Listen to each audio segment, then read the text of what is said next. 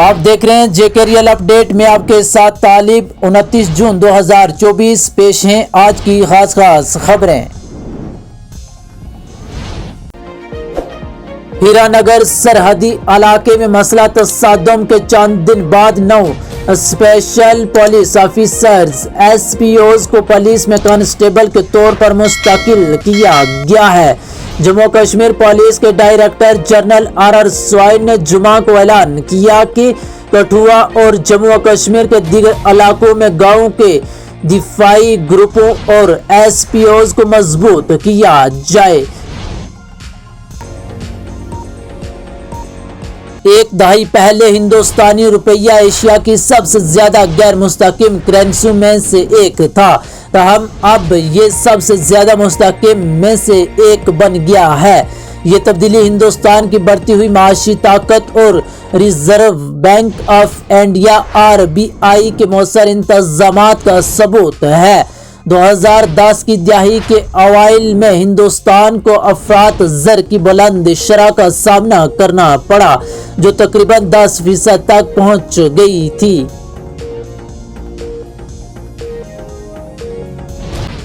ہندوستان نے امریکی محکمہ خارجہ کی سال 2023 کی بین الاقوامی مذہبی آزادی کی رپورٹ پر سخت رد عمل ظاہر کیا ہے اور اس رپورٹ کو غلط بیانی، حقائق کا چندہ استعمال، جانبدارانہ ایک طرفہ ووٹ بینک کی سیاست سے بری قرار دیتے ہوئے اسے مکمل طور پر مسترد کر دیا ہے۔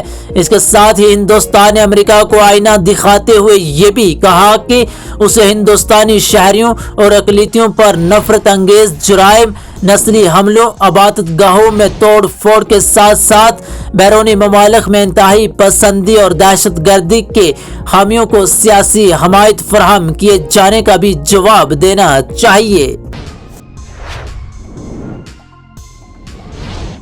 امرناتھ جی یاترا کے لیے جموں کشمیر کے بھگوتی نگر بیس کیمپ سے زائد از 4000 یاتریوں کا پہلا جتھا سخت سیکیورٹی حصار کے بیچ کشمیر پہنچا۔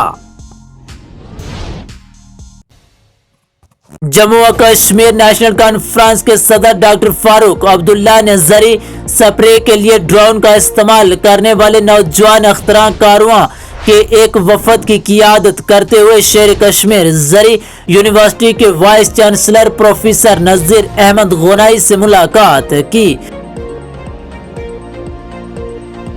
جموں و کشمیر پولیس کو دہشت گردی کے خلاف جنگ میں ایک تلوار بناتے ہوئے DGP آر سوائن نے جمعہ کو کہا کہ پولیس کے بغیر دہشت گردی کے ماحولیاتی نظام کے خلاف کوئی جنگ نہیں جیتی جا سکتی۔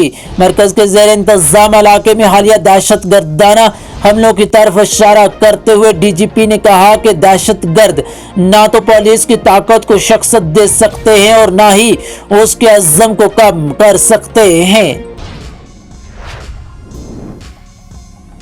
لوک سبھا میں جمعہ کو قومی اہلیت کم میں داخلہ ٹیسٹ برائے میڈیکل ایجوکیشن NEET UG کے معاملے پر اپوزیشن کے زبردست ہنگامہ آرائی کی وجہ سے ایوان کی کارروائی پیر کی صبح 11 بجے تک ملتوی کر دی گئی ہے۔ اس سے قبل صبح 11 بجے بھی اسی معاملے پر اپوزیشن کا ارکان کے ہنگامہ آرائی کے باعث ایوان کی کارروائی دوپہر 12 بجے تک ملتوی کر دی گئی تھی۔ موسم محکمہ موسمیات نے جموں و کشمیر میں 30 جون تک دیر رات اور صبح کے وقت گرج چمک کے ساتھ بارش کا امکان ظاہر کیا ہے۔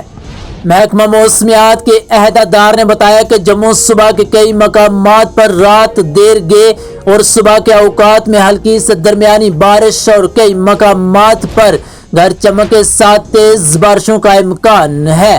وہیں کشمیر صبح کے چند مقامات پر ہلکی بارش کا امکان ہے۔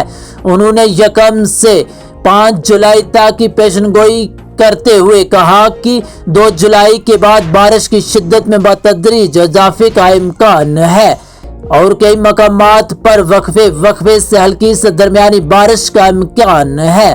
انہوں نے کہا کہ وقفے سے چند مقامات پر موسلا دھار بارشوں کو خارج از مقام قرار نہیں دیا جا سکتا ہے۔